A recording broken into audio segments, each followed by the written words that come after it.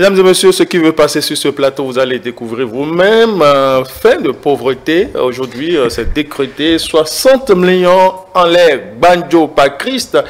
Et il est venu avec ça. Je vous le promets, vous allez constater tout à l'heure. Mais avant, c'est le bulletin des informations culturelles et littéraires. Cette fois-ci avec Ibrahim Adamou. Ibrahim, bonjour. Bonjour Abim Noéni, bonjour chers téléspectateurs. Vous avez fait le tour de l'Afrique, le tour du Bénin, vous nous rapportez des informations. Des informations. Et avant de déballer la valise pleine de millions, donc nous allons partir pour ces informations. Bonjour mesdames et messieurs, très chers téléspectateurs de E-Télé. Et bienvenue à ce nouveau numéro du bulletin des informations culturelles et littéraires. Commençons ce bulletin par des informations qui nous parviennent du ministère de la Culture qui annonce la création de 4 agences territoriales pour la sauvegarde et la mise en valeur du patrimoine culturel dans différentes régions du Bénin, dans différentes aires socioculturelles du Bénin. Nous avons ainsi l'agence de la sauvegarde de la culture Adja Tado, celle de la sauvegarde de la culture Yoruba, celle de la sauvegarde de la culture du Grand Borgou et celle de la sauvegarde de la culture des montagnes. Nous restons au Bénin pour des informations toujours culturelles, cette fois-ci du côté de l'Institut français de Cotonou qui a abrité 2 événements importants. Le premier fut une séance de chorégraphie à l'adresse du jeune public qui a réuni autour de Fréjus Ogou plusieurs danseurs. Et le second événement dont il s'agit ici, c'est bien entendu ce 10 février. L'artiste musicien Jimmy Bella a égayé les mélomanes de Cotonou et ses environs sous la période de l'Institut français de Cotonou. D'une performance artistique à une autre, toujours à Cotonou, ce mercredi 7 février à Artistique Africa s'est déroulé un spectacle de théâtre à visée didactique et historique, dénommé Mon cher gouverneur. Il s'agit d'un spectacle du slameur béninois Jamil Mamagao et de la chercheuse française Cécile Van den Haven qui révèle les tirailleurs béninois. Eh bien oui, ils ne sont pas toujours sénégalais et leur rend hommage. Le spectacle a été suivi par des centaines d'apprenants venus d'un peu partout. Quittons Cotonou pour Porto Novo où le centre culturel Wadada connaîtra ce 15 février la mise en scène de Pakamambo, une œuvre pour enfants de Wajdi Mouad, un spectacle à voir absolument en famille. Parlons café littéraire à présent pour terminer ce tour du Bénin. Le réseau des bibliothèques CAEB organise des cafés littéraires ce 24 février dans 2 grandes villes du Bénin, Porto Novo et Abomey. La bibliothèque de Porto Novo accueillera l'écrivain Charlemagne Banquet avec sa récente parution romanesque Ce vertige en moi. Et à Abomey, le nouvelliste Serge Arisso sera en face des amoureux de la littérature avec son recueil de nouvelles Les regrets d'un silence. Hors de nos frontières, à présent au Togo, l'Institut français annonce les Afropéennes, un festival de musique qui se tient chaque année à Lomé et qui incarne la fusion harmonieuse entre l'Afrique et l'Europe. Ces événements vont durer 4 jours et toucheront plusieurs points de la capitale togolaise. Nous ne saurons boucler ce bulletin sans parler de la Saint-Valentin. L'amour s'invite ce 16 février à l'Institut français du Congo dans une soirée dansante baptisée Latino Saint-Valentin. Au menu de la soirée, un concert live, un dîner romantique et des cours de danse. Eh bien, c'est tout pour ce bulletin des informations que nous vous remercions d'avoir suivi et à la prochaine, si Dieu le veut. Donc, c'est le mois de l'amour et c'est donc à juste titre que vous avez choisi distribuer 60 millions. Je ne sais pas si c'est pour les femmes, parce que vous avez dit les femmes mises en écriture. 60 millions, c'est un recueil de nouvelles de Christ Amégan que vous avez lu pour nous, Ibrahim Adamou. En effet, vous l'aurez compris, chers téléspectateurs, nous sommes ce soir avec un milliardaire, multimilliardaire, justement parce qu'il a décidé d'offrir à chacun, à chaque lecteur béninois qui le souhaite, 60 millions de francs CFA à travers un recueil espèces? Oui, en espèces. À travers un recueil de nouvelles. Donc nous sommes là donc ce soir avec Chris Amégan à qui nous disons bienvenue et merci aussi d'avoir accepté notre invitation. C'est moi, merci beaucoup. Bien, nous avons terminé ce bulletin justement en parlant de la Saint-Valentin qui concerne hommes et femmes. Mais dans votre œuvre à vous, dans votre recueil de nouvelles à vous, vous vous intéressez beaucoup aux femmes. On les voit sous toutes les coutures, on les voit aussi bien dans la peau des victimes que dans la peau des femmes manipulatrices, des femmes endiablées, tout ça. Qu'est-ce qui crée cet intérêt pour la femme chez vous? Peut-être parce que la femme est comme l'espace.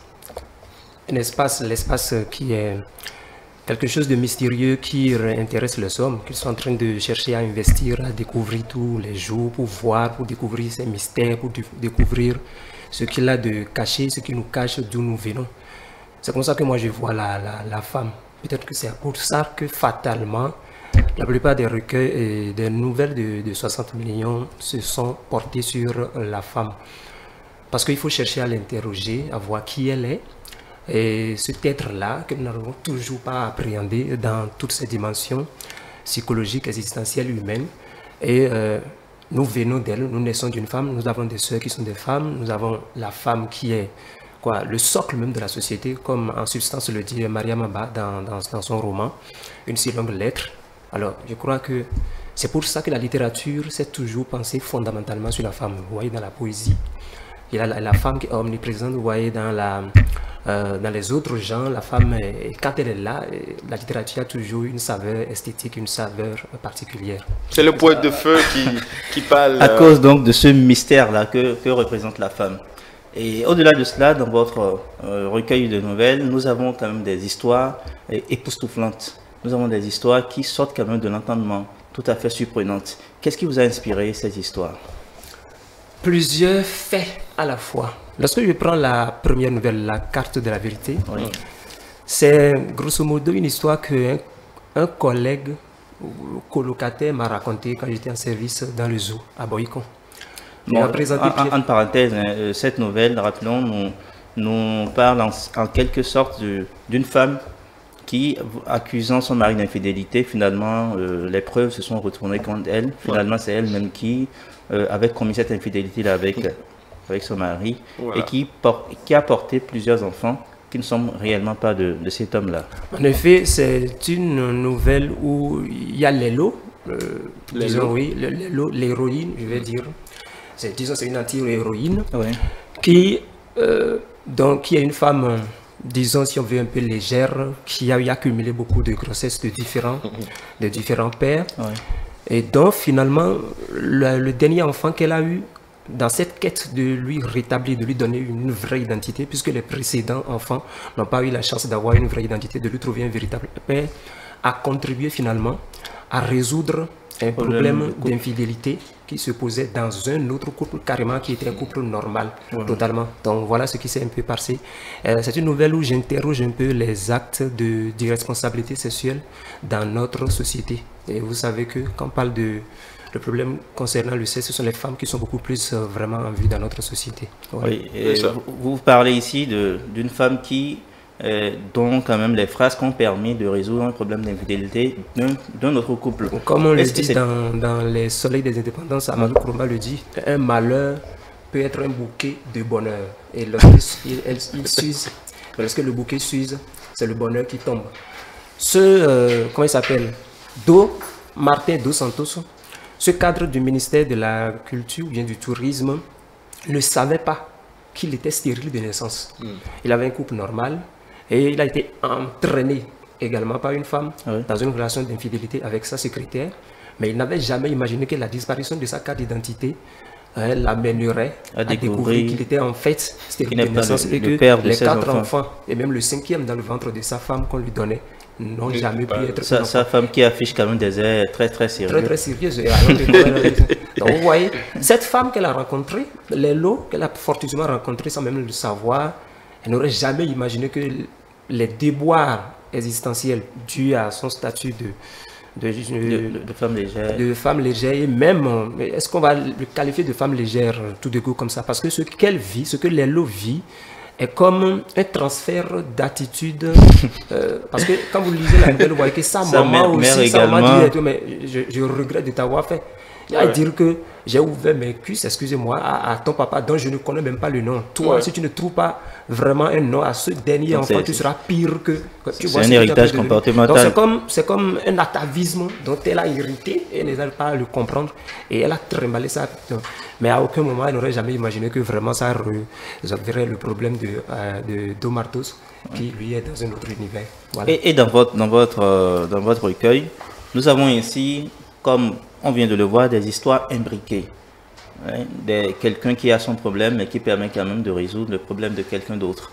Je voudrais savoir, vous avez fait vos classes littéraires, si je peux le dire ainsi, vous avez fait vos classes littéraires où, quels sont ces auteurs-là que vous avez lus et qui vous ont permis quand même de forger ce chef-d'œuvre? Il serait difficile ici de citer les auteurs parce que j'ai lu énormément. D'abord, je suis professeur de lettres comme ma Bible ici. Bien sûr. Et donc, à ce titre, la formation fait que vous lisez énormément, parce que toute la formation, c'est fondamentalement basé sur la lecture, des œuvres littéraires et des exposés. Voilà, c'est ça. Et puis, quand vous devenez enseignant de lettres, vous devez continuer la lecture. Et puis, non, je crois que d'une certaine manière, la lecture est une passion, donc on lit énormément. Mais bon, vous avez parlé des classes littéraires. Si vous voulez vous réclamer aujourd'hui. Oui, j'ai eu la chance de travailler avec les écrivains consacrés de renom comme Daté Atavito Banambi Akai, avec qui nous avons fait en 2020 Didactique de la beauté, anthologie des poètes de feu. C'est un recueil de poèmes, c'est une anthologie de poésie. Et ensuite en 2021, 21 Nouvelles du Soleil, qui a été préfacé par le professeur Adrien Ouanou. Le doyen, professeur émérite. Ces deux ouvrages-là sont nés suite à des masterclass ensemble que nous avons fait avec Daté. C'est là, je crois, que j'ai découvert. C'est vrai qu'on s'essayait à l'écriture, on ébauchait des choses, hein. Il y avait des choses qu'on écrivait soi-même, mais c'est là que j'ai découvert comment agencer, comment imbriquer, comment sortir de la trivialité des textes qu'on écrivait et faire en sorte que cela donne vraiment des textes complexes, vraiment qui ne soient pas linéaires. Voilà, qui ne soient pas linéaires, surtout pas. Parce que la délinéarisation participe de l'esthétique du texte écrit. Ça fait partie de une esthétique nouvelle. Oui, ça fait partie de ma conception, de notre conception de l'écriture chez les poètes de feu. Donc, mais ça montre, ça reflète en même temps la complexité de l'existence humaine. Vous savez que la vie d'un être humain n'est pas linéaire. N'est pas un fleuve tranquille. L'écriture doit pouvoir refléter, être à l'image de cela. C'est ça. Bien, dans votre œuvre, je disais tout de suite qu'on voyait les femmes sous toutes les coutures. Mais c'est surtout un aspect négatif quand même des femmes qui ressort quand on Ce n'est pas une particularité de 60 millions. Mais vous savez, quand moi j'ai lu Les Impatientes de Djaïli Amadou Amal, c'est une femme qui a torturé, qui a failli même faire décapiter une autre femme qui elle prenait pour sa coépouse. Une coépouse qui a été happée dans un mariage qu'elle n'a jamais voulu, une fille de 17 ans. Mais elle était déjà là, mature. Mais là, quand je lis le personnage de Safira dans Les Impatientes, je me dis, mais j'ai peur de la femme. C'est la diabolisation à l'extrême. Je ne vais pas vous dire ça. Et je sors de Les Impatientes, mais je prends Le Pain Noir. Le Pain Noir, oui. De Bernard Dadier. Le Pain Noir de Bernard Dadier. Awa, la petite Awa, orpheline. Qui est son bourreau dans ce recueil de contes? C'est une femme, c'est la marâtre. Lorsque je reviens dans la petite fille des eaux, ce recueil dirigé par FCZ, Franck Ozouti, qui parle du phénomène de Philomégon. Pourquoi le phénomène de Philomégon a donné une certaine abondante littérature dans notre société? C'est parce que ces Philomégons-là sont pour la plupart maltraités. Mais maltraités par qui? Par des femmes. Par des femmes. Donc, dans la littérature, les écrivains se sont toujours consacrés à cet aspect-là de la femme. Ce n'est pas une particularité de 60 millions, pour montrer tout simplement que quoi? La femme, aujourd'hui, dans notre société, surtout dans un monde d'aujourd'hui où il y a le féminisme 2.0 qui va dans tous les sens, où les femmes sont dans un élan de victimisation omniprésente. Bien sûr. Mais la littérature, toujours, et 60 millions maintenant, a toujours montré que la femme est un être humain, c'est-à-dire avec ses qualités et ses laideurs.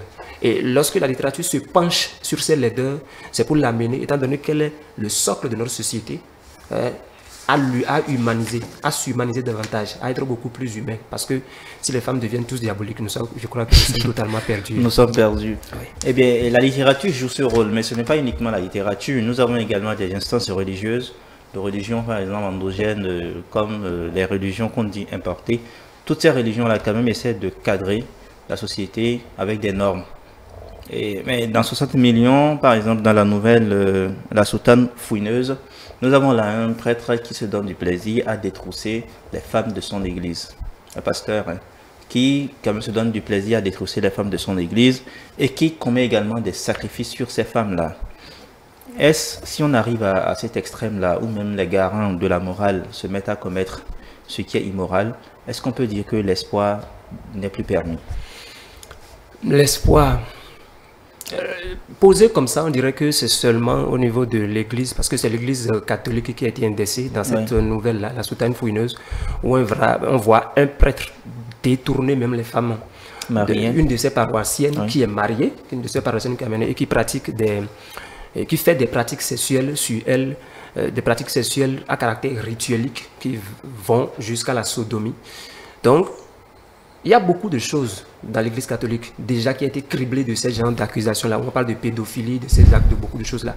Mais n'oublions pas que l'Église, ce n'est pas uniquement l'Église catholique. Lorsque vous interrogez aussi les faits, ce qui se passe même dans les autres religions, il y a ces faits-là aussi, ne sont pas rares. Même dans la religion animiste, même dans le vaudou, des choses se passent comme ça, dans les couvents. Donc, disons que ce qui a été indexé ici n'est que prétexte pour interroger aussi ces pratiques rétrogrades, ces actes impies qui se posent dans les instances religieuses où des gens sont censés être des garants de la moralité dans notre société. Alors, à votre question de savoir si l'espoir est perdu, non, je ne crois pas, parce que je crois que c'est justement pour sauvegarder cet espoir-là que la littérature est là. On écrit sur ces genre de choses-là pour les dénoncer, pour les vulgariser, pour que les gens sachent qu'il y a des choses comme ça qui se passent, afin d'amener les gens à prendre conscience.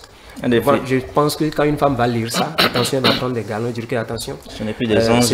Voilà, ce n'est pas parce qu'elle est en soutane comme qu'elle est. Non, il faut faire très attention. Parce que moi, quand j'étais toujours dans le zoo, j'ai eu un collègue qui m'a dit qui avait un rival. Et son rival, c'était un prêtre. C'est d'ailleurs ça qui m'a inspiré. Bien, j'espère que vous avez prévu un passage. Bien sûr, qu'on va lire. D'accord. Dans votre écriture, on voit que le sexe occupe une place non négligeable. C'est presque un rituel dans toutes les nouvelles. Nous avons quand même des passages, des séances quand même de sexe. Qu'est-ce que vous pensez du sexe aujourd'hui dans notre société? Quelle place, d'après vous, le sexe occupe? D'abord, dans 60 millions, dans tout le recueil, ce n'est pas voulu, ce n'est pas conscient. Il y a quelque chose qu'on appelle l'inconscient du texte. C'est à la fin, quand le recueil a été constitué, que les premières lectures, les premières critiques m'ont fait découvrir qu'il y a une omniprésence quand même du sexe dans la nouvelle. Et puis moi-même, quand je l'ai interrogé, j'ai dit voilà. Peut-être que de façon inconsciente, ce qui a instigé la création de ces nouvelles, c'est la banalisation de l'acte sexuel dans notre société. Et parce que quand vous parcourez toutes les nouvelles, vous allez voir que c'est le dénominateur commun. La première nouvelle, vous voyez les lots qui couchent avec n'importe qui a pratiquement pas de retenue. Cette banalisation-là, il y a des femmes aujourd'hui, des filles aujourd'hui qui sont à l'image de cette lots-là. Mais curieusement, ce qu'on constate, c'est qu'elles ne sont pas toujours prêtes à assumer les conséquences qui en découlent. Et elles se positionnent, quand elles n'en peuvent plus, en victime. Vous voyez la deuxième nouvelle intitulée Le cinquième mari, c'est pratiquement la même chose, où on voit un couple qui a orchestré, qui a ourdi un plan pour un couple dont la femme épouse des hommes fortunés, qu'elle finit par tuer en les dépossédant de leurs biens. C'est vraiment quelque chose d'extraordinaire. Donc, qu'elle fait? Et finalement, elle découvre que l'homme qui raconte l'histoire à son co-détenu, parce qu'il a été finalement, il s'est retrouvé en prison à cause d'une compromission. Et quand il a fini l'histoire, son co-détenu découvre qu'en fait, c'est lui le cinquième mari que la femme, justement, n'a pas pu sauver. Lui, il était en prison, il croyait que c'était un malheur, mais il ne savait pas que le fait qu'il s'est retrouvé en prison, en fait, lui a sauvé la vie. C'est la même chose dans les autres nouvelles. Donc, l'omniprésence du sexe, c'est pour interroger cette banalisation du sexe que nous avons dans notre société et faire en sorte que les gens qui vont lire les nouvelles, parce que, comme je viens de le dire, je suis enseignant, mes élèves, les apprenants, les jeunes qui vont lire la nouvelle, prennent conscience et se départissent et sachent que lorsqu'on commet un acte sexuel, il peut y avoir des conséquences. Qu'on ne feigne pas après de ce qu'on ne sache pas que ce que j'ai fait là, ça ne pourrait pas donner ceci. Non. C'est ça. J'ai bien envie, avant qu'on ne lise le passage, d'interroger votre rapport à la langue. Toute dernière question. Nous avons dans cette œuvre-là, une œuvre très bien écrite, avec un vocabulaire très riche, mais quand même une œuvre qui est loin de tout purisme. Nous avons dans cette œuvre des expressions, des mots, des termes, des phrases même en sahoué. Voilà, pourquoi est-ce que vous avez choisi, vous avez fait cette option-là, alors que vous auriez pu écrire tout simplement une œuvre purement en français? Lorsque vous lisez les œuvres des auteurs sénégalais, Le dernier que j'ai lu, c'est Mohamed Bougassa, La plus secrète mémoire des hommes. Il y a des expressions cirées dedans, plein. Il y en a plein. Il y en a même qui ne sont même pas traduites en note infrapaginale. Non, vous ne verrez pas ça. C'est des expressions cirées. Peut-être il y en a qui sont expliquées dans le corps du texte même, et il y en a même qui ne sont pas du tout comme ça, parce que le contexte peut-être vous permet de le comprendre. Ou alors carrément on laisse ça comme ça, on dit, vous-même allez chercher. Moi, je suis Sahwe. Je suis béninois et je suis Sahwe. Et quand j'écris mon rapport à la langue française, c'est de la tropicaliser dans ma langue, dans ma culture. C'est de d'écrire le Sahwe en français. C'est de l'apprivoiser. Coloniser. Oui, de la coloniser à ma manière. On m'a colonisé avec cette langue-là. J'étais à l'école dans cette langue-là. Je réfléchis dans cette langue-là. Mais je veux réfléchir en Sahwe, mais en le traduisant en français. De sorte que quand un Français va me lire, il fasse des recherches pour me comprendre comme moi je fais des recherches pour comprendre eux ce qu'ils écrivent. Il y a beaucoup d'expressions françaises qu'aujourd'hui qu'on appelle les expressions idiomatiques, qu'on arrive à chercher à comprendre. Je veux que les Français ou l'espace francophone ou la francophonie, quand ils vont lire mon livre, ils sachent que le gars écrit vient d'une culture. Et je crois que si on enlève ça de mon livre, ça n'aura aucune authenticité. On va finir avec le passage, parce que un court passage, juste un court passage. Vous allez nous lire un passage de votre livre, en guise de mot de la fin. Chers téléspectateurs, il faut acheter les livres, lisez. En tout cas, nous on fait l'effort de ramener des auteurs avec beaucoup de factures ici. Donc, un passage que l'auteur lui-même va choisir pour nous donner un avant-goût, pour vous donner, parce que nous l'avons déjà lu, donner un avant-goût. Je cherche le passage où la maman a parlé là.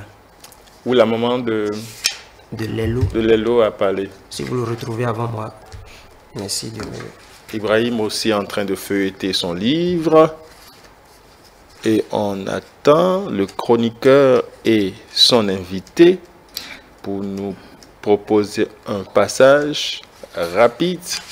Parce que les téléspectateurs aussi veulent avoir un avant-goût de l'écriture de Chris Amégan. C'est bon, vous avez trouvé? Vous avez trouvé, Ibrahim? Vous n'avez pas trouvé de passage. D'accord. Voilà. Oui. Page 22. Oui, page 22. Oui. Alors, c'est la première nouvelle, la carte de la vérité. C'est la maman de Lelo qui parle. Tu sais au moins qui est le père cette fois-ci? Espèce de latrine publique. Qu'est-ce qui m'a pris de te faire venir au monde même? J'aurais dû t'avorter ce jour-là, en douille. Tu distribues des enfants partout comme les oiseaux sèment des forêts en éparpillant des pollens partout. Voilà. Maudit soit ton père là où il est. Ce gars est une honte nationale. Et dire que je ne connais même pas son nom et que je lui ai écarté mes cuisses. Qu'est-ce que je n'étais pas dit sur lui, hein? Que n'étais-je pas dit sur les hommes? Tous des salauds et des porcs et tu ne veux pas m'écouter. Tu as vu ce que tu es devenu? Une salissure totale. Une piscine publique où tous les pervers se baignent et barbotent.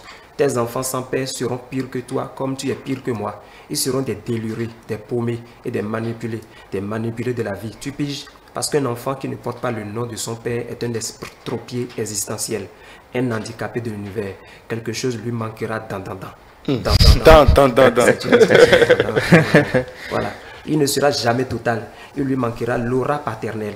Il lui manquera l'égrégore ancestral qui enracine l'humain dans le terreau fertile de la vie. Il lui manquera tout ça. C'est ainsi, qu'on le veuille ou non. Féministe misandre que j'étais, je n'y croyais pas. Et je prenais cette vérité pour des sottises. Mais tu es la preuve solennelle que c'est vrai, que c'est prouvé et attesté. Donc ce lardon que tu viens de déféquer, trouve-lui un père vite fait. Sinon, quand je te vois, j'ai la conviction que tu seras une catastrophe naturelle en plus des précédents. Voilà. Succulent. Succulent. Voilà. Lire absolument. Quelle est l'expression par laquelle on vous connaît souvent? Quintitude. La quintitude. C'est une quintitude sans précédent. Merci beaucoup, Ibrahim. Merci d'être resté et d'avoir fait le job avec Chris Amégan qui est aujourd'hui un homme de lettres vraiment qu'on respecte, tout simplement, qu'on respecte. Merci beaucoup, Chris, pour tout ce que vous apportez à la littérature. Et continuez tout simplement. Nous allons raccompagner Chris et Ibrahim et accueillir maintenant Vanessa avec son invité.